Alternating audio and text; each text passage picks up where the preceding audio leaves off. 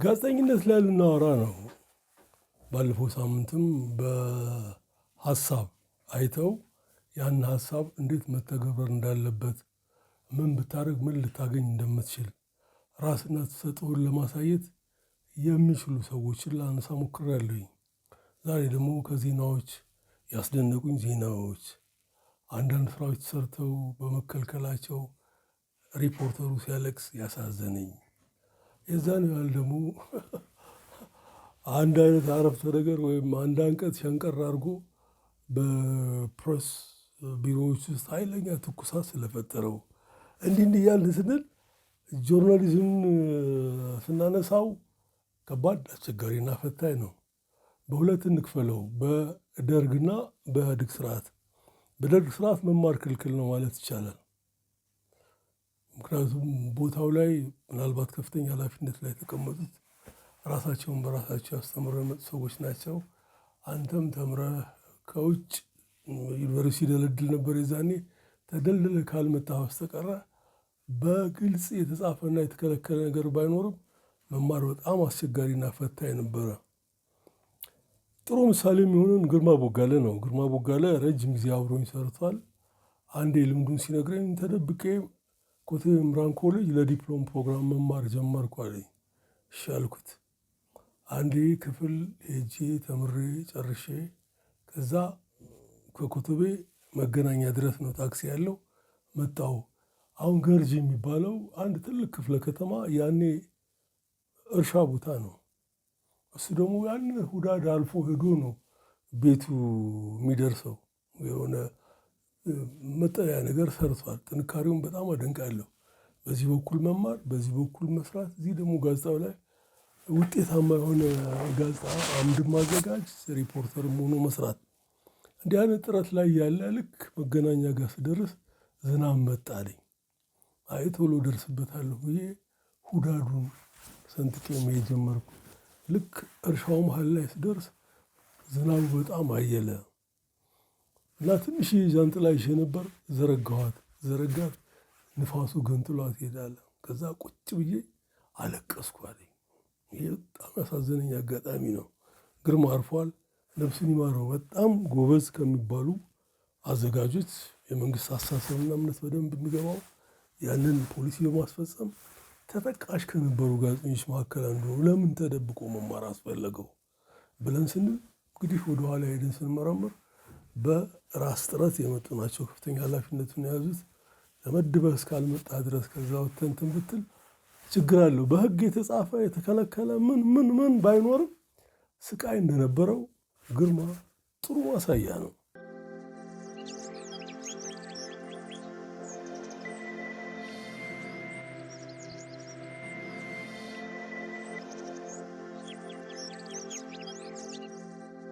ኢህአዴግ ጋር ስንመጣ የጋዜጠኝነትን ኮሌጅ ከፈተ።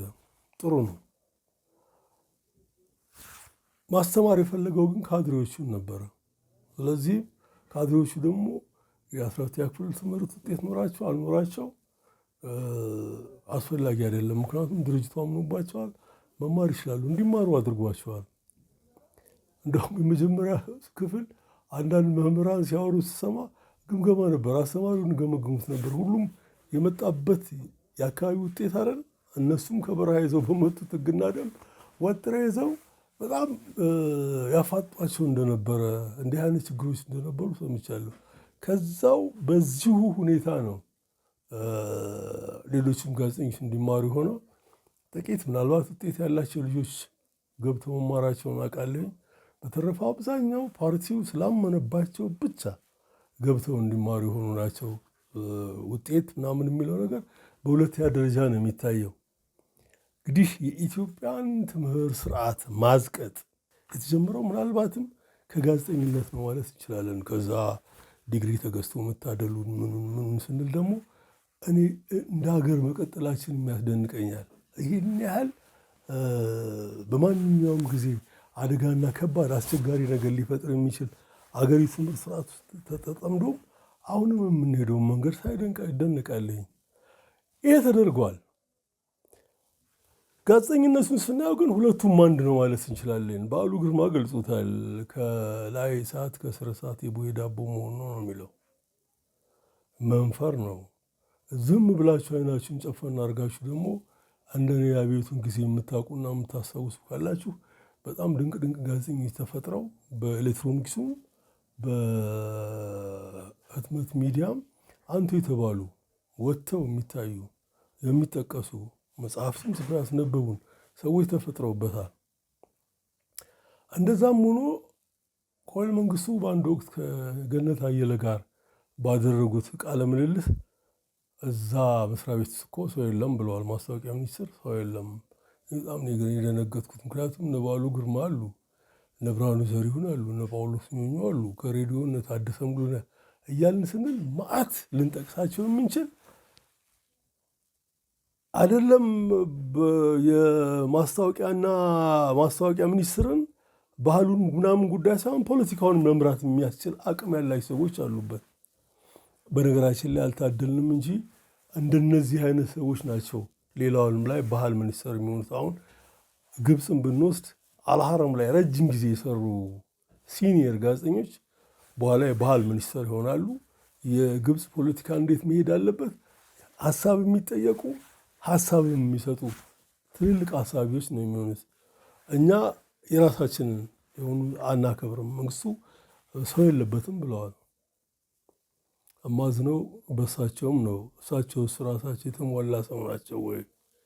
በመጨረሻው ሰዓት ስርዓታቸው አብቅቶለት ያ ሁሌም አሳር የማይጠፋበት ሁሌም ፍልሚያ የዕለት በዕለት ኑሯቸው የሆኑ ጀነራሎች ከአንድ ደርዘን በላይ ጀነራሎች ከዚህ ዓለም በሞት እንዲለዩ አድርገው ነው ስልጣናቸውን እንትን ያደረጉት። እኔ እንደውም ወታደራዊ እውቀታቸው ሁሉ ይጠራጠራለሁና ራሴ ሰው ነኝ ወይ ብዬ አስባለሁኝ። እሳቸውን በሆኑ ኖሮ እሳቸው ሰው የለበትም ነው ያሉት። ፖሊሲ አስፈጻሚ ነው የሚፈልጉት። ጥሩ ፖሊሲ አስፈጻሚዎች ነበሩ።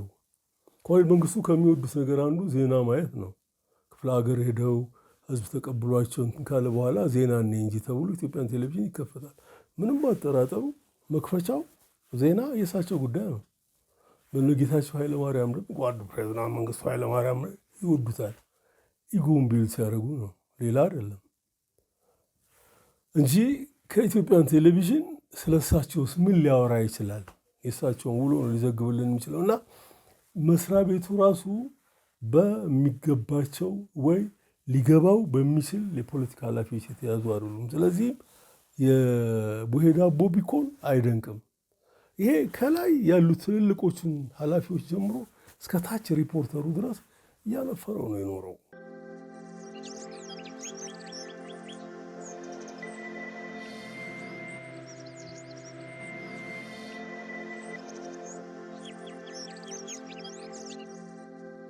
ቁምላቸው ብዙነህ የተባለ የዚህ ፕሮግራም አድማጭ ምናልባትም ጎልማሳ ነው፣ የእኔ ዕድሜ እኩያ መሆን አለበት።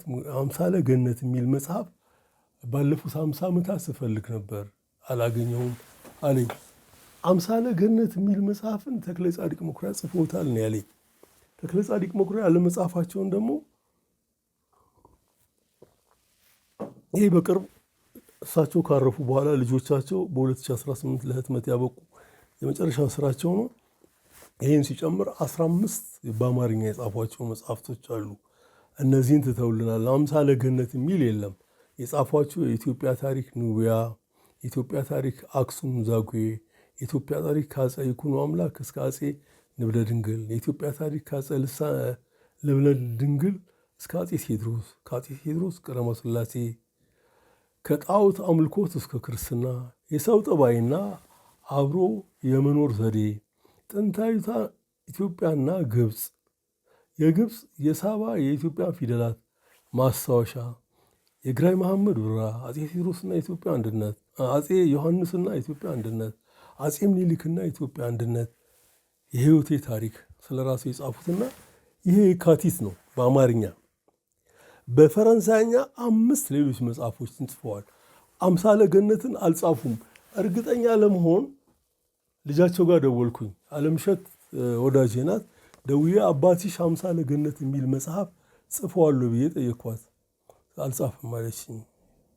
የለም። ዝም ብዬ ሳየው እንደ ህልም የሚታየኝ የአንድ መጽሐፍ ርዕስ ሆኖ ያየሁት ይመስለኛል። የማን መጽሐፍ ነው አላውቀውም። ወዳጄ እንዳልከውም 50 ዓመት ይህን መጽሐፍ ስፈልግ ነበር አልከኝ። እድሜ ጎልማሳ ነው ማለት ነው። 50 ዓመቱን ካነበብክበትና ሩቅ ካየህ በጣም እድለኛ ነኝ፣ ደስተኛም ነኝ፣ የአንተም ደስታ ተጋሪ ነኝ። 50 ዓመቱን ግን አንድ መጽሐፍ ማግኘት አለብኝ ብለህ ጊዜና ጉልበትን ካጠፋ ትልቅ ኪሳራ ነው። እንደዛ ነው የሚታየኝና በ50 ዓመት ውስጥ 50 ለገነትን እየፈለግ አሁንም ማንበቡን ቀሪ ዕድሜህ ላይ እጅግ በጣም አስፈላጊ ነው። መጽሐፉ በማንኛውም ጊዜ እጄ ሲገባ አየር ላይ መጣና ማግኘቴን አበስርሃለኝ።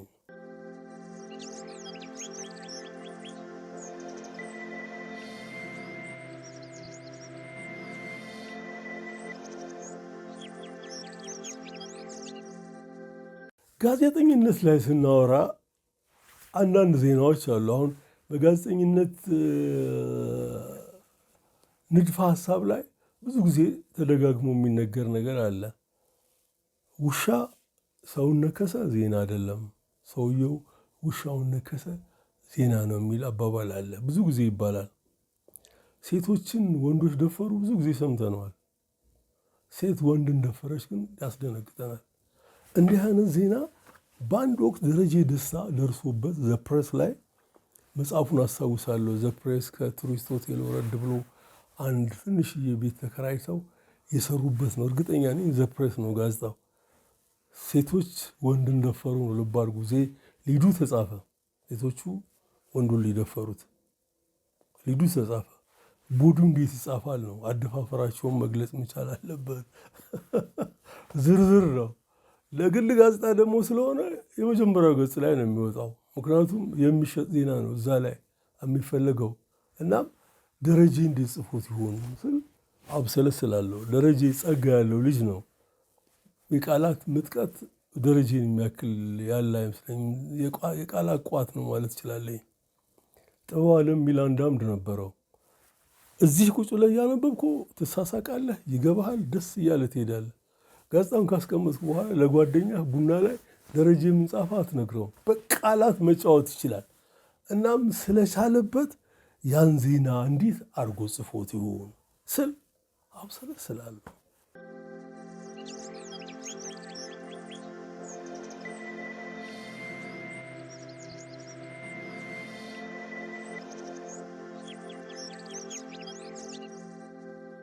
ደረጀ ፕሬስ ውስጥ አብረን በሰራን ጊዜ አንድ ዜና አንድ ጊዜ የደረሰበት ዜና ምንድን ነው?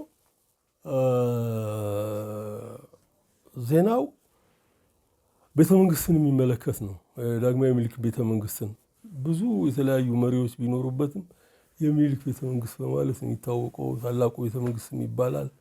ምናልባትም ያገዘፈው የአድዋው ድል ይመስለኛል። እንዲህ እንደ ማንኛውም ቤት ነው ውስጡ ያለው። ከመታደሱም በፊት ገብቻ አይቼዋለሁ። ከታደሰ በኋላ እንዳውም ሕይወት ዘርቷል። ታላቅ ነው። ታላቅ ያደረገው የአድዋው ድል ነው። እዚህ ቤተ መንግስት ውስጥ ኤሌክትሪክ ይጠቀማሉ። ኤሌክትሪክ ተጠቅመው ግን አንድም ቀን የኤሌክትሪክ ሂሳብ ተከፍሎ አያውቅም። መብራት ኃይል ይለኛል ደረጀ ሲያጫውተኝ ይሻልኩት። መብራት ኃይል ካልተከፈለ እና ድርጅቱ ዕዳ ካለበት ድርጅቱ ተሸጦ ዕዳው እንዲከፈል ይደረጋል አለኝ። ስንት እንጀራ የበላ ነው ምኒልክን ቤተ መንግስት ሊገዛ የሚችለው። ይሄ የሆነው ሽግግር ወቅት ላይ ነው። ያልከፈለው እንግዲህ ወታደራዊ መንግስት ነው። ያው ዕዳ ወደደም ጠላ ለቀጣዩ መንግስት ማደሩ አይቀርም እና እጅግ በጣም ነበረ የተጨናነቁት ከፍተኛ ኃላፊዎቻችን። እሱም እየሳቀ መስራት ያለበትን ሰርቶ ሊያሳያቸው ሞክሯል። እንዴት ነው ይሄ ዜና ሊወጣ የምችለው? ልብ አድርጉልኝ፣ ታላቁ ቤተ መንግስት 4 ኪሎ ላይ ጉብ ያለ ነው። ጋሻ ሰፋ እንደሚለው ደግሞ ድህነት እንደ ሀብል የከበበው ነው። እንደውም ውታ ሁሉ ይሰማል። አሁን ቀዳማዊ ኃይለ ሥላሴ በአንድ ወቅት ከታከለ ወልደ ሐዋርያት ጋር ታከለ ታጋ ወልደ ሐዋርያት ጋር የተፋጠጡበት 1960ዎች ውስጥ የነበረበት ዘመን ነው። ቤተ መንግስቱ አስሯቸው ነበር ነው የሚባለው። ታከለን አስሯቸው ከውጭ ተኩስ ተሰማ ይላሉ። 4 ኪሎ ግርግሩ አካባቢ ነው። አሁን አብርሆት ያለበት ቦታ ነው። እነ ድንጋይ ኳሱ የሚኖሩበት ነው። ሲሰማ ጃንሆይ ወጥተው ታከለ አይዞህ አብረን ነው የምንሞተው፣ አንተ እንደዛ አተርፋትም አይነት ነገር ብሏል ብሎ ጋይ ስብሐታቸው ላይ በጻፈው ውስጥ ማንበቤን አስታውሳለሁ። በ1981 ደግሞ መፈንቅለ መንግስት ተካሂዶ ኤሪክ ሆኒከር ጋር ሆኖ ምስራቅ ጀርመን ኮሎኔል መንግስቱ ሲጨዋወቱ 4 ኪሎ አካባቢ ምንድን ነው የሚሰማው ነገር ይላሉ። ኤሪክ ሆኒከር መረጃው አላቸው። መንጌ ደግሞ እንደ ትላንትና አምባጓሮ እዛ 4 ኪሎ አካባቢ ልጆች ፈጥረዋል ነበር። ምናልባት ከዚህ ሄዱ ቦዲጋርዶች እዛ ካለው መንደርተኛ ጋር ተዋቅሰው ብቻ የሆነ ጫጫታ ነበር። ልብ አድርጉልኝ፣ መሪ ሲንጫጫበት እንዲንጫጫበት የተፈጠረ ሰፈር እና ያ እሱም ማለታቸው ይሆናል አለ። ኧረ አይደለም ብለው አጥርተው ለኮሎኔሉ ሲነግሯቸው በጣም ነው የደነገጡት። እና ያ ሰፈር እንግዲህ ቤተ መንግስት መብራት ኃይል አቅሙ ኖሮት ሊያሸጠው ቢችል ምንም አጠራጠሩ ድህነት እንደ ሀብል የከበበው ቀድሞ ይጠራረግ ነበር። እና አነጋገረን። እዛ ያለን ሪፖርተሮች ጉዳዩን ደረጃ ይዞት መጥቶ እንዴት ሊጽፈው እንደሚችል ባያሌው ተከራክረንበት አይሆፕ ጊዜው ስለረዘመ እንዴት እንደጻፈው አላቅም እንጂ ለህትመት በቃቱን አስታውሳለኝ። መብራት ኃይል እርግጠኛ ነኝ የብዙ ድርጅቶች ዕዳ ይኖረዋል። ያው የመንግስት ገበና ስለሆነ መደበቅ ስላለበት ነው የሚደብቀው። አሁን ሄራልድ ትሪቡን አይነት ትልልቅ ጋዜጦች በርካታ ርዕሰ ጉዳይ ነው ጋዜጣቸው ላይ የሚያስተናግዱት። መጨረሻው ገጽ አካባቢ ጎሲፕ ኮለም የሚሉ አምድ አላቸው። የሐሜታ አምድን በለው ወይ መተንፈሻ በለው ወይ አድርሱልኝም በለው ጎሲፕ ነው። ጎሲፕ ኮለም እዛ ላይ እንዲህ አይነት ዜናዎች ይጻፋሉ። እኛ ጋር የድጋፍ ሰልፍ ነው። በቃ ማድነቅ አርገዋል፣ አረጋግጠዋል፣ ገልጸዋል እያልክ የቲፎዞነት ስራ ካልሆነ በስተቀረ እንዲህም አይነት መንግስት ከፍሎ አርያ ሊሆነን የሚገባ አካል ራሱ ባለዕዳ ሆኖ የሚታይበት ዜና ደረጃ አግኝቶ እንዳነጋገረን እንደተወያየንበት አስታውሳለሁ።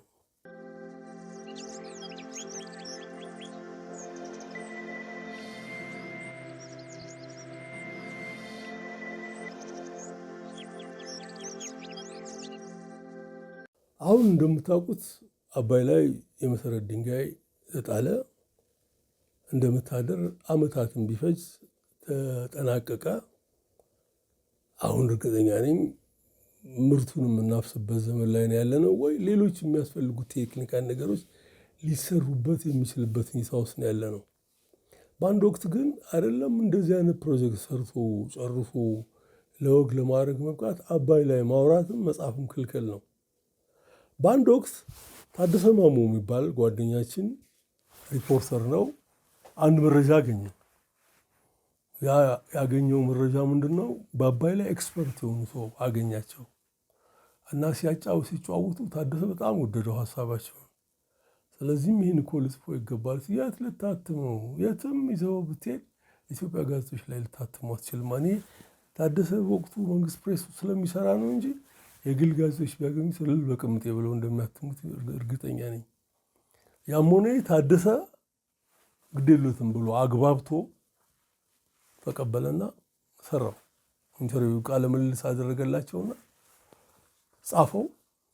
ጥሩ አድርጎ ካዘጋጀ በኋላ ለኤዲተሩ ሰጠው። ኤዲተሩ በቀይ ስክሪፕቶ ብሎት ሁሌም የመንግስት ገበና መሸሸግ ነው። መንግስት የሚጠላውና የሚፈራው አጀንዳም ከሆነ መከለል ነው። መነሳት መቻል አለበት። ትልቅ ሀብት ነው። 80% በላይ ውሃ የምታዋጣ ሀገር ምንም የማትጠቀምበትን አካል አንስተ መነጋገሩ ምን ያህል ያስፈራል። ሰራረዙ። ታደሰ የተሰረዘውን ሲሰጡት ሰቅሰቅ ብሎ ነው ያለቀሰው። ሰቅሰቅ። ሁላችንም ቆዘምን። በጣም ነው ያሳዘነኝ። ምን ይሻላል ብለን ስናወራ ለምን ለቺፍ ኤዲተሩ አታሳየውም? ሌላ ኮፒ ኮምፒውተር ላይ አትምና ወስደህ ለእሱ አሳየው። እንዲህ አደረጉብኝ፣ ስለዚህ አንተ ይኸውና ፍረደኝ በለው አለው። ቺፍ ኤዲተሩ የተሻለ የሚያስብ ነው። እሱ ደግሞ ትንንሽ ነገር ነካካ፣ ማሟላት ያለበትን አሟላና ጋዜጣው ታተመ። ታደሰ በጣም ተደሰተ።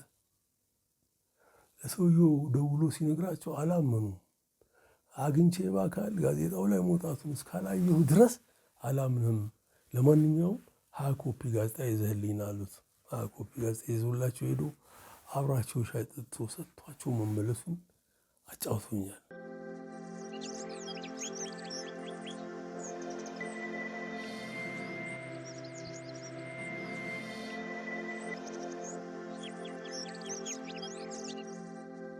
አንዳንዱ ደግሞ አለ አይቆረጠም፣ የብረት ቆሎ አይወረወር፣ የሳት አልወሉ አድርጎ የሚፈጥረው።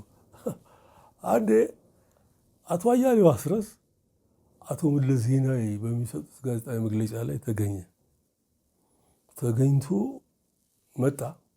ዜናው ምንም አጠራጠሩ ሪፖርተሩ ሄዶ እስከሚመጣ ድረስ ምጥ ነው። በቃ ኤዲተሮቹ ቶሎ ደርሶላቸው ቶሎ ሰርተው መልቀቅ ነው። በእንዲህ አይነት ሁኔታ ላይ መጥቶ ጻፈ። ከጻፈ በኋላ ሰጣቸው። ከትንሽ ቆይታ በኋላ እሳተ ገሞራ ቢሮ ውስጥ ፈነዳ ማለት ይቻላል። አቶ መለስ ዜናዊ ያላሉትን ሀሳብ ዜና ውስጥ ጨምረሃል ነው። እኔ ለምን አያሌው እንደዛ እንዳረገ አላውቅም። አይፈራም። ምንም የሚያርበደብተው ነገር የለም። ለማንኛውም ሰው በሚያስቆጣ ሁኔታ ውስጥ እንኳን አያሌውን ስታናግረው ተረጋግቶ ሲያወራ ነው የምታየው። ሊያሳምንህ ሊነግርህ ምናምን ይሞክራል፣ እንትን አይልም። እንዲህ አይነት ነገር አረገ። ኃይለኛ ጫጫታ ተፈጠረ። በዛ በኩል ማለፍ ወላፈኑም ሊመታ ስለሚችል ራቅ ብለህ ነው ጉዳዩን የምትከታተለው። እንደማያልፈ የለም። አለፈ። አቶ አያሌውን እዛው ጋር አገዱት። ከዛ በኋላ ወደ ግል ፕሬስ ነው አቶ አያሌ ሄደው። በነገራችን ላይ አያሌውን በቅርብ አገኘሁት። በክራንች ይሄዳል። ምን ሆነ ነው አየሽ ስለው ደብረ ዳሞ ሄጄ ላይ ልወጣ ስል አንሸራ ልትምን እንዋየ አይደለም። ታዲያ እዚህ ከስር ሆነ መሳለም ስትችል እዛ ላይ ለመውጣት እኮ ሁለት ነገር ማሟላት አለብህ። አንድ መንፈሳዊ ጉዞ ነው። ሁለት በጣም ገመዱን እንደ ኤርቦርን የያዘ መውጣት የሚችል ጡንቻ ሊኖር ይገባል። አንተ በብር የለዘበ ጡንቻ ይዘህ እንዴት ነው ደብረ ዳሞ የሚወጣው? ስለዚህ እንዴት ነው ደብረ ዳሞ የሚወጣው? እኔ አንደኛው ልመንን ካልሆነ አልሞክረውም። እኔ ደብረ ዳሞን ከስር ተሳልሜ ተመልሻለሁ። ተሳስቀን ተለያይተናል። እንዲሁ ይህንን የሰነቀረውን ነገር እስካሁን አለመጠየቄ ግን ይገርመኛል። ገምግመው አነጋግረው ወላፈኑኛ ጋር እንዳያደር ሸሽተን እንደማይሆን የለም። እሱም ወጥቶ የራሱን ህይወት መኖር ጀመረ። ህይወት ሂደቷን ቀጠለች።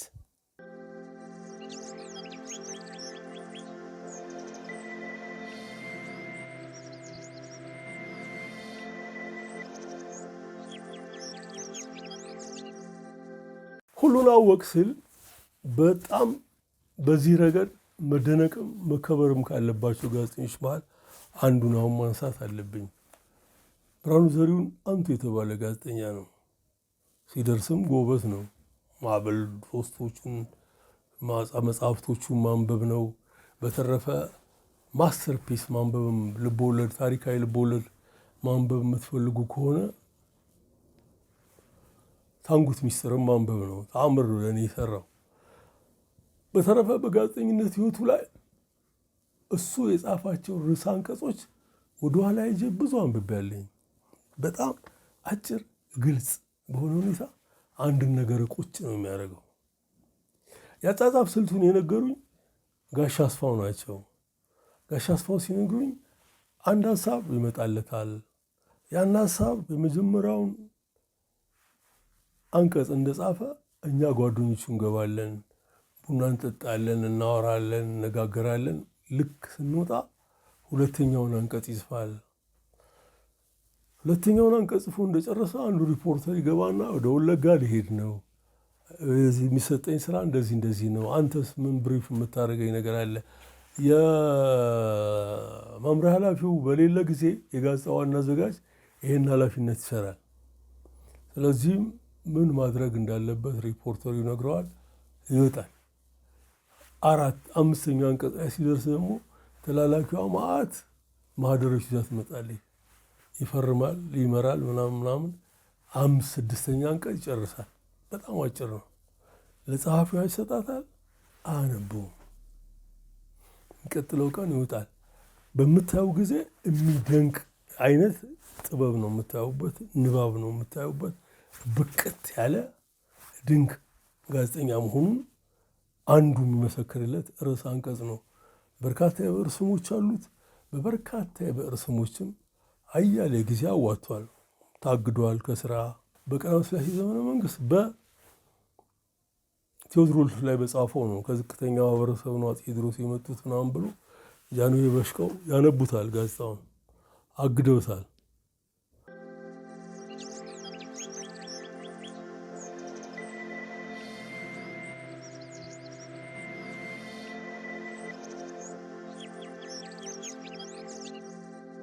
ሌላው ከፍተኛ ፈተና የነበረበት አብዮቱ የዛሬ 50 ዓመት ተቀጣጥሎ በቃ በተንበጎበጉ ጊዜ አብዮታዊ መድረክ የሚል አምድ ነበር። ዛሬ ኤምኤስኖችን ካስተናገደ ነገ የኢህአፓዎችን ማስተናገድ አለበት። አንዳቸውንም በአካል አያገኛቸውም። እሱ እንደ ድርጅት አባል የሜሶን አባል ነው ብሎ ነግረውኛል ሰዎች ሲያወሩ ከወዳጁ ጋር ስንጨዋወት። በተረፈ ግን እዚህ ጋር ደንበኛ ዲሞክራት ነበር የሆነው። ለዚህም ነው ኢህአፓ ያልተጻረረው ብዬ የምገምተው። ምክንያቱም ቤቱ በ1 ኪሎ ሜትር ርቀት ላይ ነው የሚገኘው። ወደ ፒያሳ ሲኬድ አንድ አጂፕ አለች። ከዛ ፊት ለፊት ነው የሚኖረው። የሚመጣው በወክ ነው። ብዙም ከሰው ጋር አይቀላቀልም። ዝምተኛ ነው እና ግን ይሄንን በትጋት በመስራቱ በሁለቱም ድርጅት የተከበረ ነው። እሱም በተመለከተ አፍራሽ ነገር በዛን ጊዜ የጻፈ አንድም ጸሐፊ አላጋጠመኝም እና ይህን ያህል ሚዛን በደፋ መልኩ ሩቅ የማየት አቅም ነበረው። ብርሃኑን ወደ ጋዜጠኝነት እንዲመጣ ያደረጉት አህዱ ታቦሬ ናቸው ነው የሚባለው። ተግባረ ዕድ ሬዲዮ ቴክኒሻን ነው የተመረቀው። በቴክኒሻንነቱ ሊቀጥል ይችል ነበር። ግን አህዱ 2-3 የእሱን ስራዎች አዩት።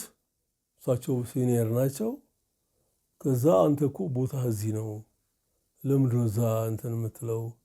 እዚህ ናና ብትቀጥል የተሻለና የላቀ አስተዋጽኦ የምታደርግ ጋዜጠኛ ትሆናለህ ብለው መሩት። ያን ተቀብሎ አደረገውና በዘመኑ በጣም ፈታኝ አስቸጋሪ፣ በማንኛውም ጊዜ ሳት ካለ ሰይፍ ሊያስመዝዝ በሚችለውን ሁኔታ በሰላም አልፎታል። ለማንኛውም ሰው ታሞ ያረፈው።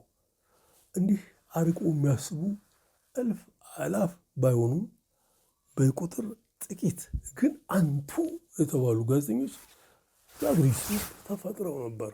ፈተናው ግን የጋራችን ነው። ከላይ እሳት ከስር እሳት የቡሄ ዳቦ መሆን ነው።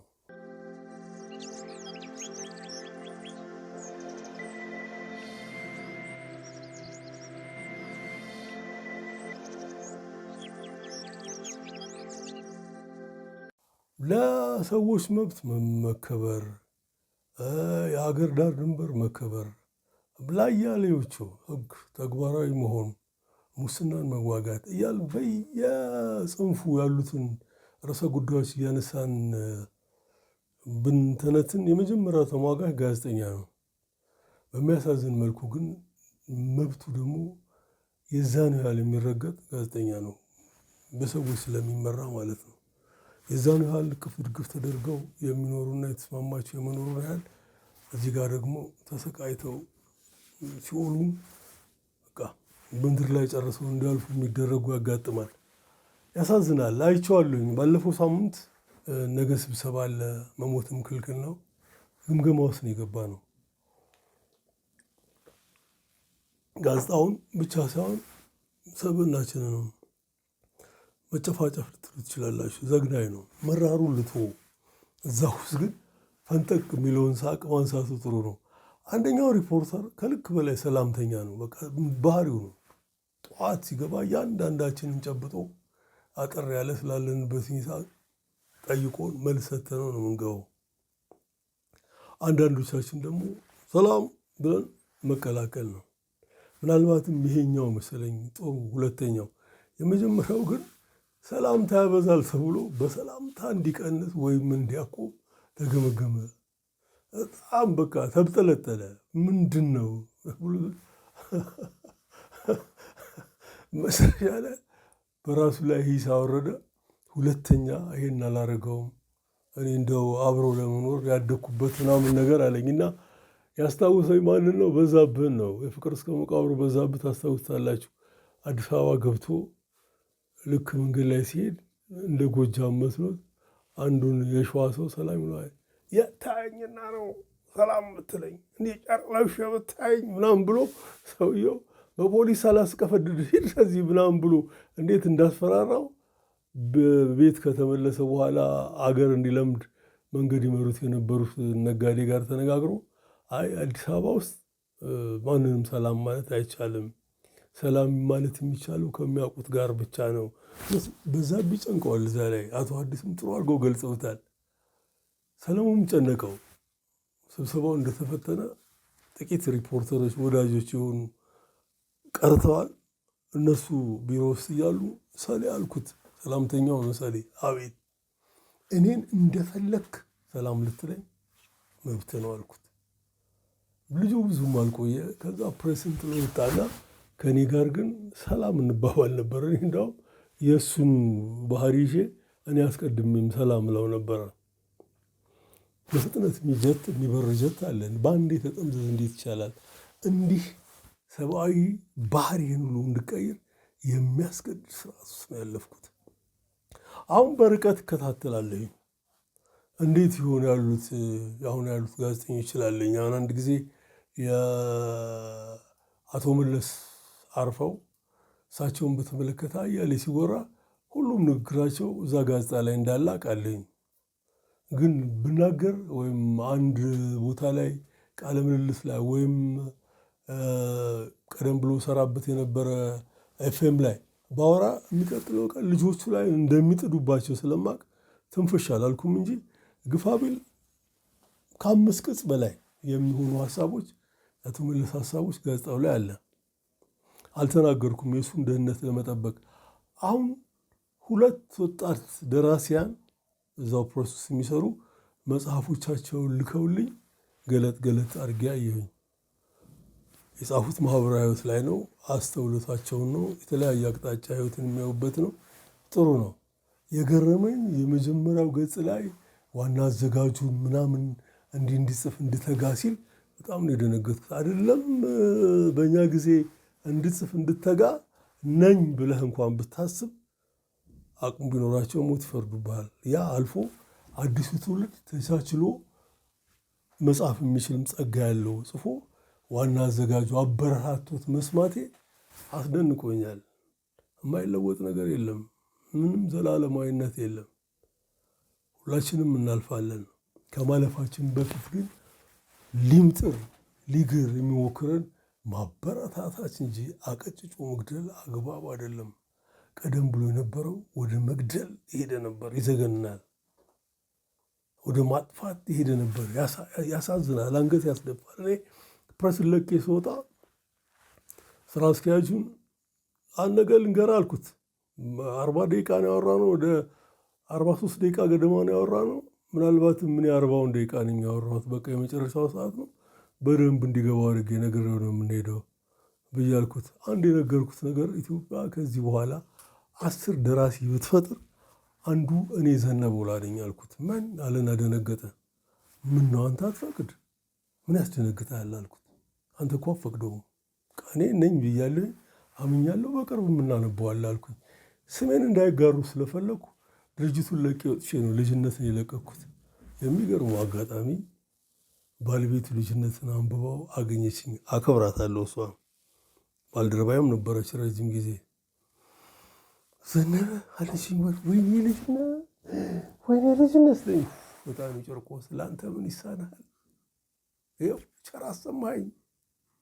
ዕጣኑ ጨርቆስ የሽልንግ ግምጃህን የሽልንግ ዕጣንህን ግምጃህንም አሟልቼ እገባለሁ። ይኸው ቸር አሰማኸኝ። ከ10 ኢትዮጵያውያን አንዱ ሆነ ይህን ቀሽም ከእንቅልፉ ቀስቅሳው አንዱ ምዕራፍ አንብባለት ይሆናል። ጣኑ ጭርቆስ በ15 እንገናኝ አመስግኜ እለት አለሁ። ሰላም በምድራችን ላይ ይስፈን።